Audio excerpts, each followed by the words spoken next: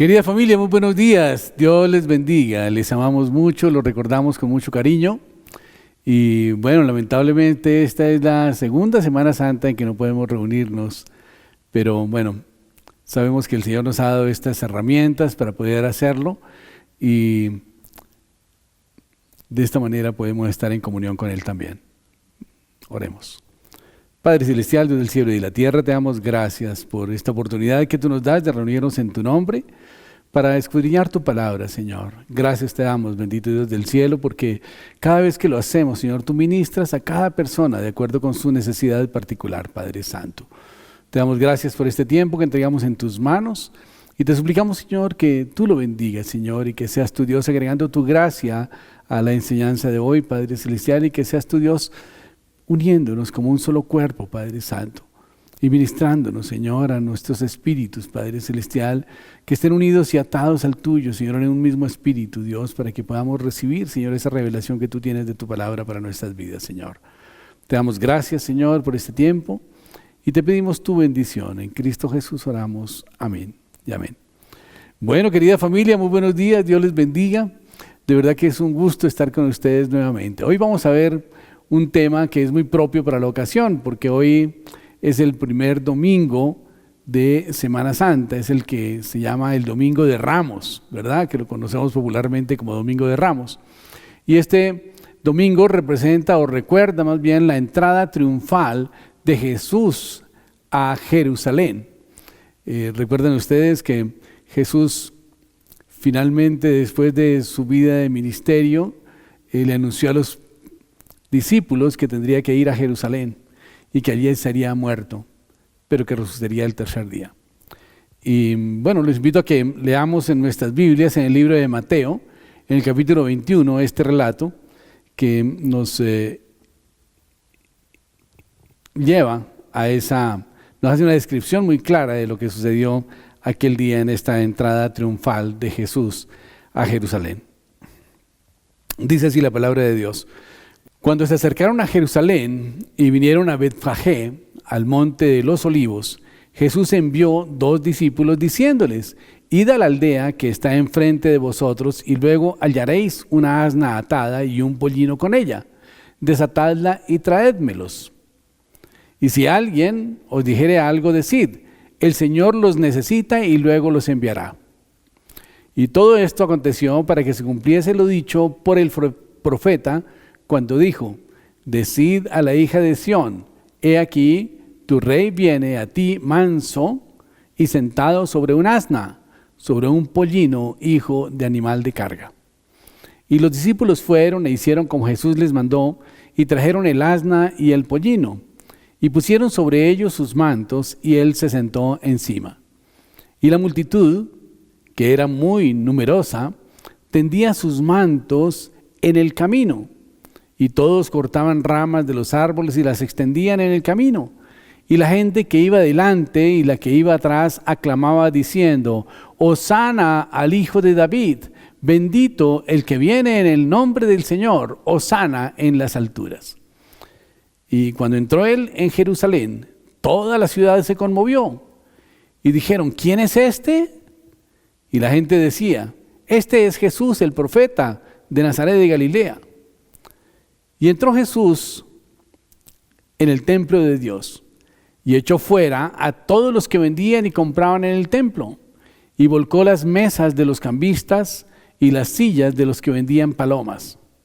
Y les dijo: escrito está, mi casa, casa de oración será llamada, mas vosotros la habéis hecho cueva de ladrones.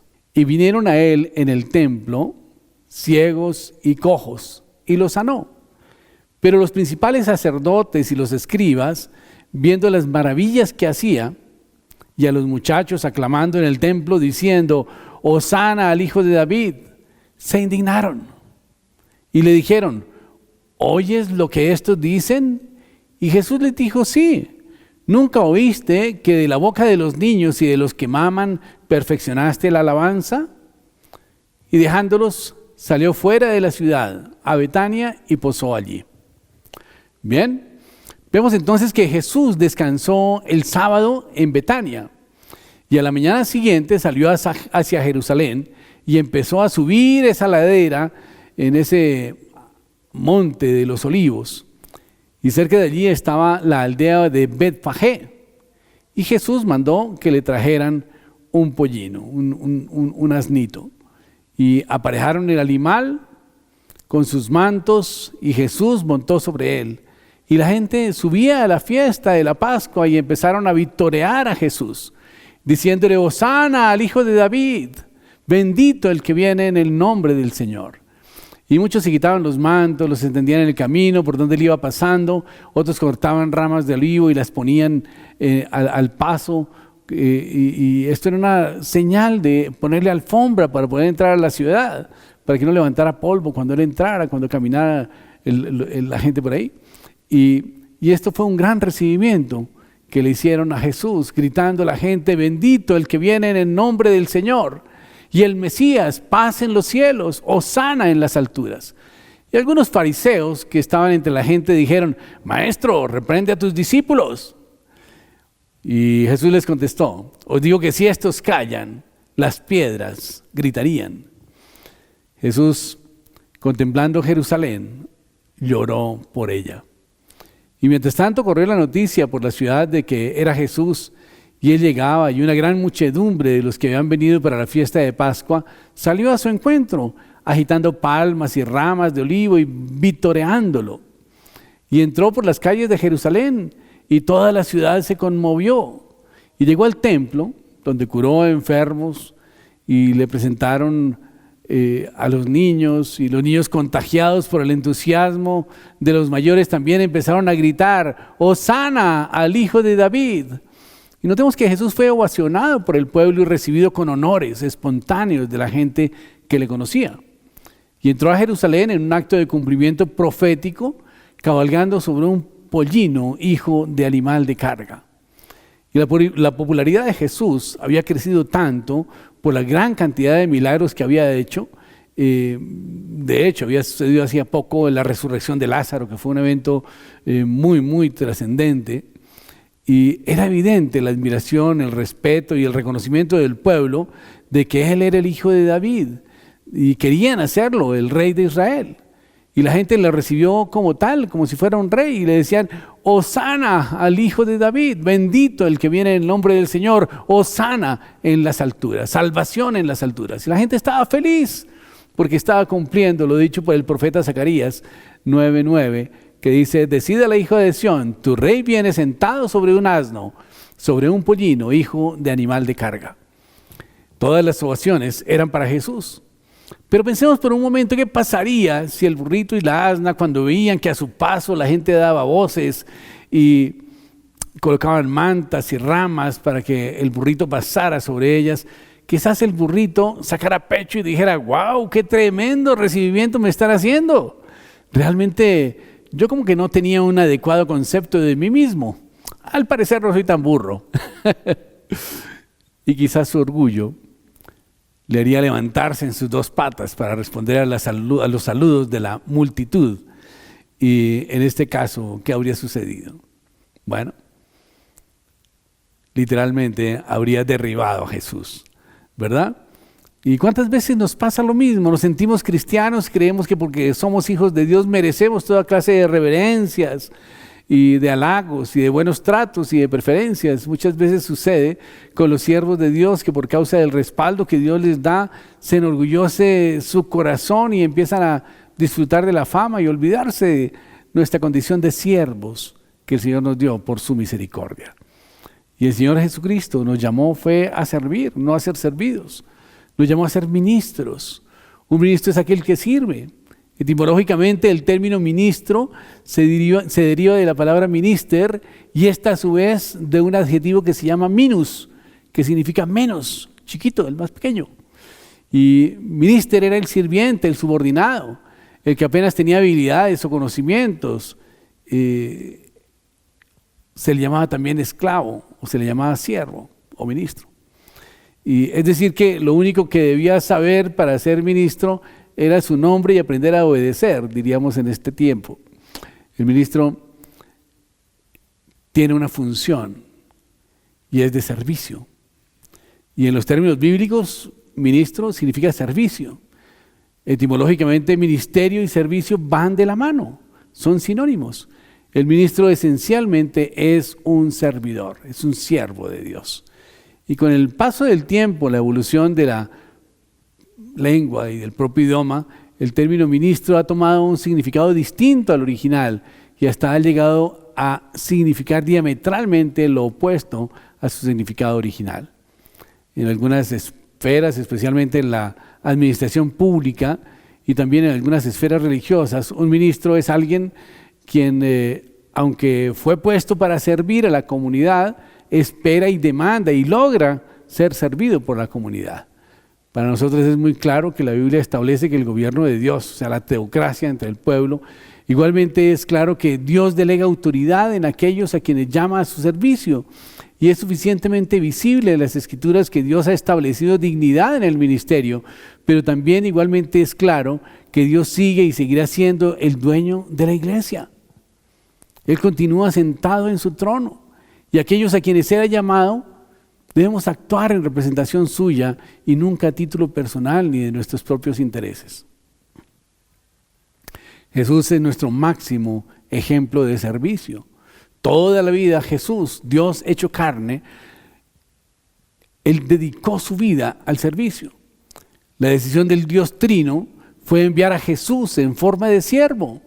Recordemos lo que dice Mateo 21:14. Dice, se acercaron a Jesús en el templo los ciegos y los cojos y los sanó. Él estaba sirviéndole a la gente. Él tenía un don de sanidad y lo estaba poniendo al servicio de la gente. Y así debemos hacer nosotros también. Definir y entender y tratar de identificar los dones que el Señor nos ha dado y ponerlos al servicio de la iglesia. No importa qué don sea, siempre lo podrás poner al servicio de la iglesia. El apóstol Pablo recoge con mucha precisión el ejemplo de servicio de Jesús cuando afirma en Filipenses 2:5 que dice, haya pues en vosotros este sentir que también hubo en Jesús, el cual, siendo igual a Dios, no estimó el ser igual a Dios como cosa a que aferrarse, sino que se despojó de sí mismo y tomando forma de siervo, hecho semejante a los hombres, y estando en la condición de hombre, se humilló a sí mismo, haciéndose obediente hasta la muerte y muerte de cruz. Este es uno de los actos más misteriosos de Dios. Los teólogos lo llaman la kenosis, o el vaciamiento, para hablar del acto por el cual Jesús se despoja del uso de todos sus atributos divinos para cumplir su papel como siervo y darnos un ejemplo de ministerio, pero además prestar un servicio que fue pagar por los pecados de toda la humanidad para que todo aquel que en Él crea no se pierda, mas tenga vida eterna. Y es un claro ejemplo para quienes seguimos a Jesucristo, el hecho de que Él hubiese optado por la posición de siervo al venir a cumplir su misión entre nosotros, es algo que realmente debería impactar nuestro corazón y motivarnos a seguir al Señor con mucho más vehemencia, con mucho más pasión, con mucho más amor. Porque la obra maravillosa que Él hizo realmente nos cambió por completo la vida, nos trajo a una vida de bendición. Jesús tenía muy clara su misión y fue igualmente claro y coherente en cuanto a la estrategia que seleccionó para lograr su visión. Y así como sabía que su presencia en el mundo era para traer al hombre a Dios, para fungir como ese puente entre Dios y el hombre y mostrar así el amor de Dios eterno hacia el hombre, Jesús nunca perdió de vista que su método era para llegar al hombre a quien venía a redimir y consistía en servirlo, no importando los sacrificios que ello implicara, aún su propia vida. Y por medio de sus enseñanzas y de sus acciones, Jesús quiso dejarnos un mensaje claro, que es: el camino de Dios para la redención del hombre es el servicio. Y Jesús actuó como un siervo. Vemos que en Juan 13:3 dijo, sabiendo que el Padre le había dado todas las cosas en sus manos y que había salido de Dios y que a Dios iba. Conociendo perfectamente quién era, con su autoestima alta, se dedicó a servir a los discípulos, lavándole los pies aún, labor asignada a esclavos en aquellos días. Y el apóstol Juan nos deja ver claramente el contraste. Jesús, el Dios venido del cielo, realiza ese trabajo que se esperaba fuese hecho por los esclavos, nunca por personalidades como él. Jesús, como maestro de maestros, conocedor de la naturaleza humana, pensando en enseñar una lección permanente a sus discípulos de entonces y de siempre, ilustró primero lo que quería enseñar y a continuación transmitió la teoría de su lección. Y les dice: si yo, Jesús, siendo quien yo soy, sirvo en las tareas consideradas para los esclavos, ustedes, quienes no son lo que yo soy, deben hacer lo mismo, deben estar dispuestos a servir y no pueden considerar ninguna tarea de servicio como denigrante o baja. El camino a la grandeza ministerial es el servicio. Mateo, el evangelista, coloca en boca de Jesús las siguientes palabras importantísimas con relación a la estrategia para lograr hacerse grande en el ministerio. Y está en Mateo 20:25. Dice: sabéis que los gobernantes de las naciones se enseñorean de ellas, y los que son grandes ejercen sobre ellas potestad. Mas entre vosotros no será así, sino el que quiera hacerse grande entre vosotros será vuestro siervo. Como el Hijo del Hombre no vino para ser servido, sino para servir y dar su vida en rescate por muchos. Lo que Mateo escuchó decir al Señor y lo que quedó impreso en su memoria fue que debemos entender que el camino legítimo a la grandeza es el servicio. Y a decir Mateo, Jesús no desconoce otros caminos. Los legítimos senderos, aquellos que son transitados por quienes no pertenecen a su reino, caminos al éxito que deben ser rechazados por los suyos. La admonición de Jesús era clara: entre vosotros no será así. El camino al éxito propuesto por el Maestro es el camino del servicio. No es popular, no es el más apetecido, no es el más fácil, pero es la ruta que Dios en su omnisciencia reconoce como el camino legítimo para la grandeza en el ministerio. El servicio es el camino que conduce al hombre al éxito verdadero, al éxito temporal y eterno, a la grandeza ante los ojos del hombre, pero por sobre todo la grandeza ante los ojos del Creador. La práctica de los apóstoles fue evidente. 3 de los apóstoles que sobresalen en el Nuevo Testamento, Pedro, Juan y Pablo, entendieron muy bien el ejemplo y la enseñanza del Maestro en cuanto a servicio como estrategia para el cumplimiento de la misión a ellos encomendada. Ellos recibieron esa misión que está en Mateo 18:19, que dice: id y haced discípulos a todas las naciones, bautizándolos en el nombre del Padre, del Hijo y del Espíritu Santo, y enseñándoles que guarden todas las cosas que os he mandado. Pero notemos que algo pasó cuando Jesús llegó a Jerusalén. Dice que Jesús llora sobre la ciudad. El cortejo triunfal de Jesús había rebasado la cima del Monte de los Olivos y descendía por la vertiente occidental dirigiéndose al templo, y desde allí se dominaba toda la ciudad. Y aparecía ante la vista de Jesús, y al contemplar aquel panorama, el apóstol Lucas lo registró en Lucas 19:41, y dice: Jesús lloró, diciendo: oh, si también tú conocieses al menos este tu día, lo que es para tu paz, mas ahora está encubierto para tus ojos.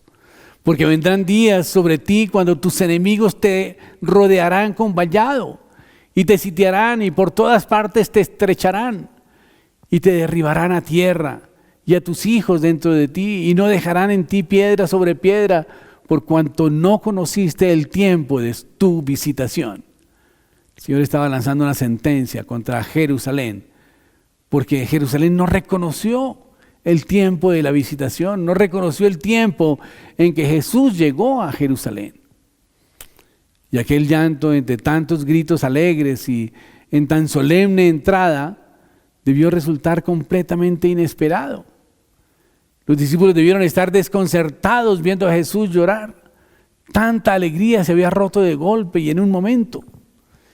Y Jesús ve cómo Jerusalén se hunde en el pecado, en su ignorancia, en su ceguera. Que no nos pase lo mismo.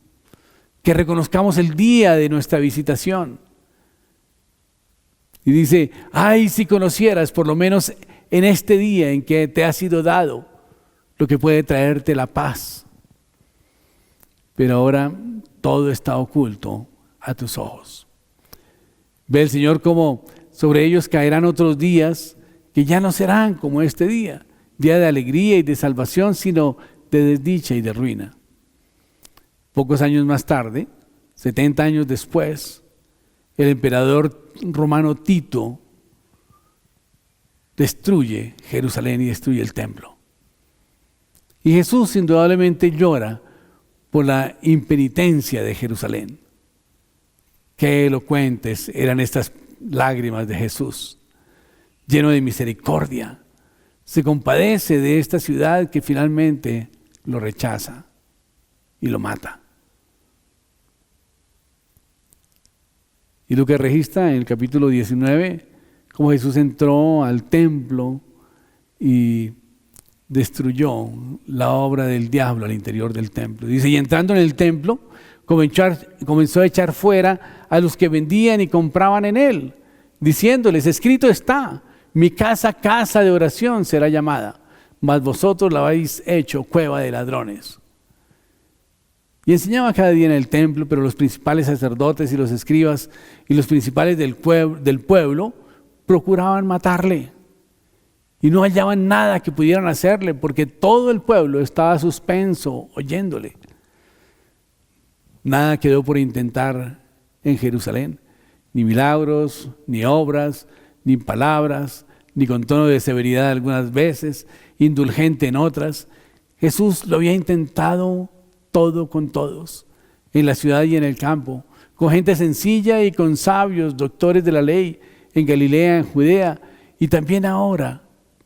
Y en cada época, Jesús entrega la riqueza de su gracia a cada hombre, porque su voluntad siempre es salvadora. En nuestra vida tampoco ha quedado nada por intentar, ningún remedio por poner. Tantas veces Jesús nos ha confrontado, tantas bendiciones ha derramado sobre nuestra vida y muchas veces nosotros ni siquiera nos damos cuenta, ni le damos gracias. La historia de cada hombre es la historia de la continua atención de Dios sobre él. Cada hombre es objeto de la predilección del Señor. Jesús lo intentó todo con Jerusalén y la ciudad no quiso abrir la puerta a la misericordia.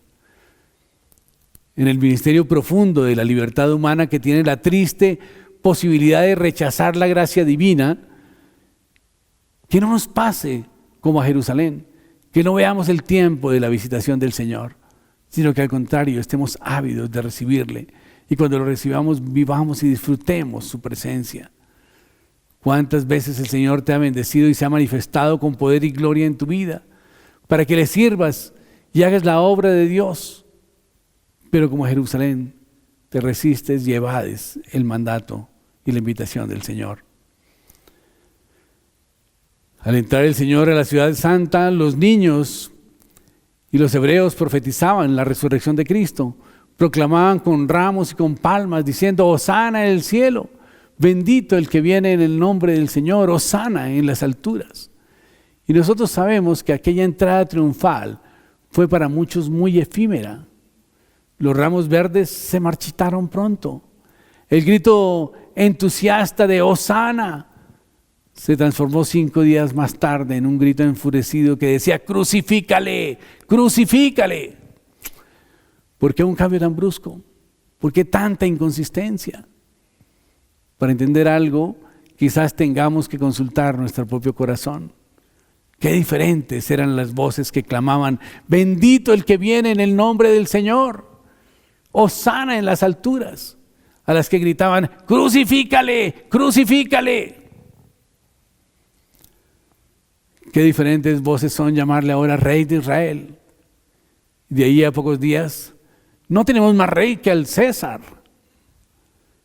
Qué diferentes son los ramos verdes y la cruz y las espinas.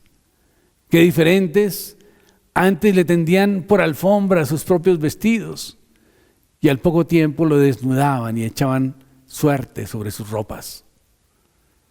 La entrada triunfal de Jesús a Jerusalén pide a cada uno de nosotros coherencia y perseverancia, persistir en nuestra fidelidad para que nuestros propósitos no sean luces que brillen efímeramente y que de pronto se apaguen y que quizás, como en este caso, lleguemos a estar aún en contra de Dios o de su iglesia. En el fondo del corazón del hombre hay profundos contrastes.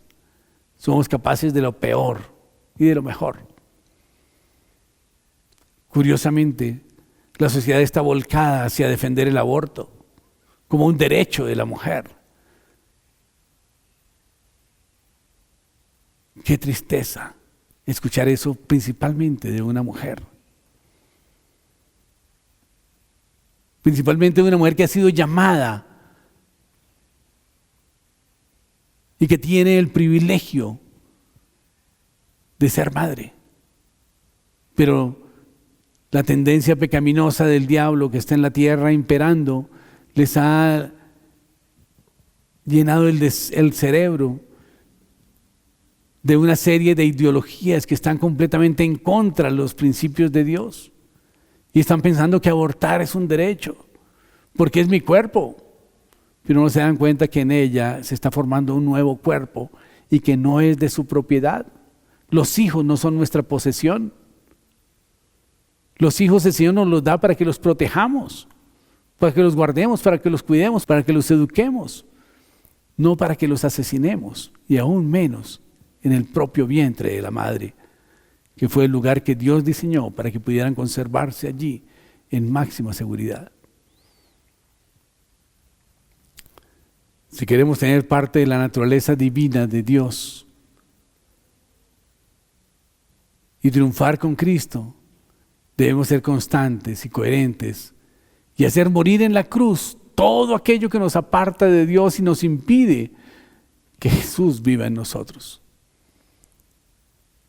Tenemos que llegar a morir a nuestras pasiones, a nuestros deseos, a nuestras ideologías, quizás a nuestras simpatías, a movimientos que están promoviendo el aborto y el homosexualismo y una serie de ideologías extrañas que están en contra de la palabra de Dios, y crucificarlas allí en la cruz del Calvario y poder proclamar, como lo hizo el apóstol Pablo en Gálatas 2:20, que dijo: con Cristo estoy juntamente crucificado y ya no vivo yo, mas vive Cristo en mí, y lo que ahora vivo en la carne lo vivo en la fe del Hijo de Dios, el cual me amó y se entregó a sí mismo por mí.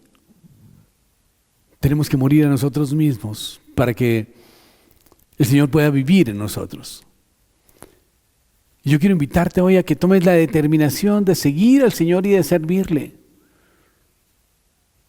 Que cuando recibas la visitación de Jesús, Jesús no llore por ti, porque tú vas a entender el momento de tu visitación y vas a poder permitir que ese encuentro personal con Cristo transforme tu vida y que puedas darle el primer lugar al Señor y a su palabra cada día, en cada acto. Que cada día puedas glorificar el nombre del Señor, que puedas reconocer a los demás como superiores a ti mismo y que puedas servirles con humildad, con gozo y con alegría de corazón. Jesús, siendo Dios, se hizo un siervo. ¿Qué somos nosotros? No tenemos que bajar tanto, pero tenemos que hacerlo. Tenemos que despojarnos de nuestra posición, tenemos que despojarnos de nuestro pedestal, tenemos que despojarnos de nuestros títulos y hacernos iguales a los demás. Es más, tenemos que hacernos menos que ellos si queremos tener ministerio. Y todos estamos llamados al ministerio. Todos estamos llamados a servirle al Señor. Todos estamos habilitados para poderle servir al Señor porque Él mismo nos habilita. Dice la palabra de Dios que cuando nosotros aceptamos a Jesucristo como nuestro Señor y Salvador personal, toda nuestra vida de pecado queda borrada. Pero además Si le pedimos, Él nos da de su propia naturaleza divina. El Señor nos da su propio Espíritu, el Espíritu Santo, para que more en nosotros y viva en nosotros y nos guíe a toda verdad. Ese Espíritu Santo que está en nosotros es el que obra milagros, sanidades y prodigios a través de nuestra predicación, a través de nuestra imposición de manos, a través de nuestra oración. Tenemos el privilegio de disfrutar del poder de Dios a través de la oración.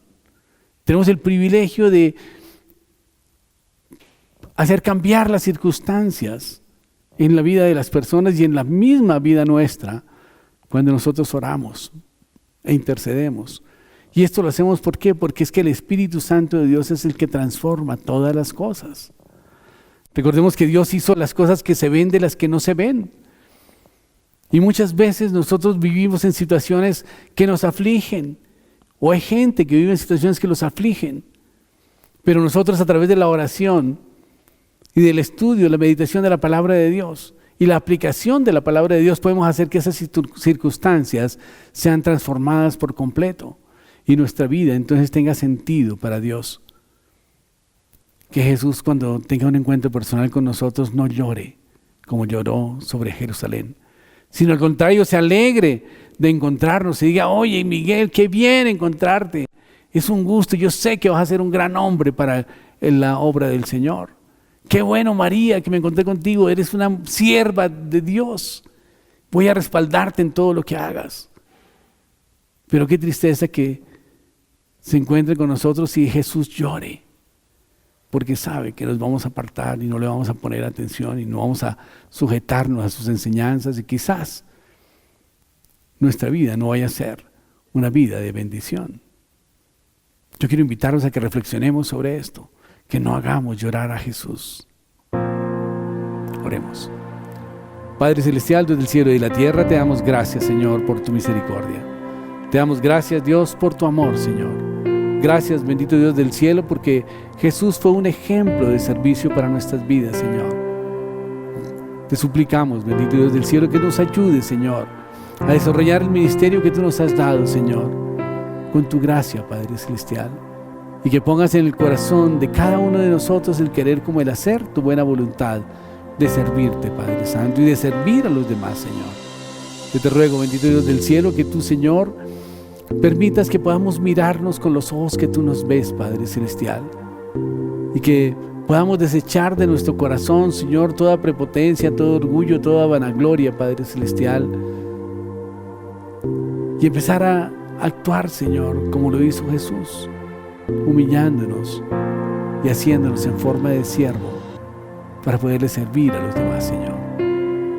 Y de esta manera, Señor, podremos hacer grande nuestro ministerio, Señor. Te alabamos, Dios, te bendecimos y te damos gracias. Amén y amén. Bueno, querida familia, muchísimas gracias por haber estado con nosotros. Los invitamos a que nos acompañen a los devocionales que tenemos todos los días a las 8 de la noche. Muchísimas gracias, Dios les bendiga y les guarde. Les amamos mucho. Bendiciones.